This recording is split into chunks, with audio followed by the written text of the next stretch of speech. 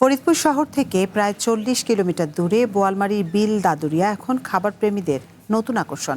বিকেল হলেই ধোঁয়া ওঠা, ভাজা পোড়া আর মশলার ঘ্রাণে জমে ওঠে পুরো এলাকা।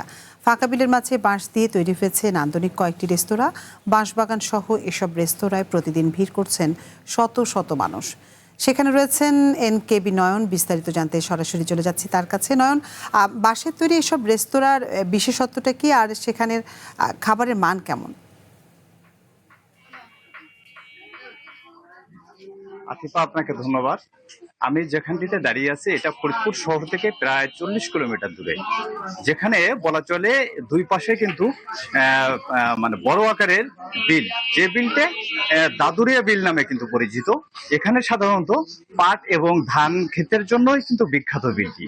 এবং এক সময় কিন্তু এখানে মানুষের কিন্তু একমাত্র ফসলি জমি ছাড়া কিন্তু এখানে মানুষের জন মানে বসতি না বললেই নয়। তবে এখানে কিন্তু সম্প্রতি কিন্তু কয়েকটি রেস্তোরাঁ, যেমন বাঁশবাগান সহ বিভিন্ন কয়েকটি রেস্তোরাঁ কিন্তু গড়ে উঠেছে। এখানে খাবারের মান বিশেষ করে ফাস্ট ফুড জাতীয় খাবারের সব ধরনের খাবারই কিন্তু পাওয়া যায়। এবং আমরা যেমনটি কথা বলেছিলাম, যারা এই এখানকার যে রেস্টুরেন্টের যে মালিক, তারা কিন্তু এমনটি জানিয়েছেন যে এই যে রেস্তোরাঁর যে শেফ, তাদের কিন্তু ঢাকা থেকে আগত এবং তাদের যে খাবারের মানগুলো কিন্তু ভালো। তো আমরা যারা এখানে খাবারের জন্য যারা বিশেষ করে ভিড় জমান, এই ভিড়টা কিন্তু সন্ধ্যা থেকে রাত অবধি পর্যন্ত কিন্তু বেশি মানুষের ভিড় জমে।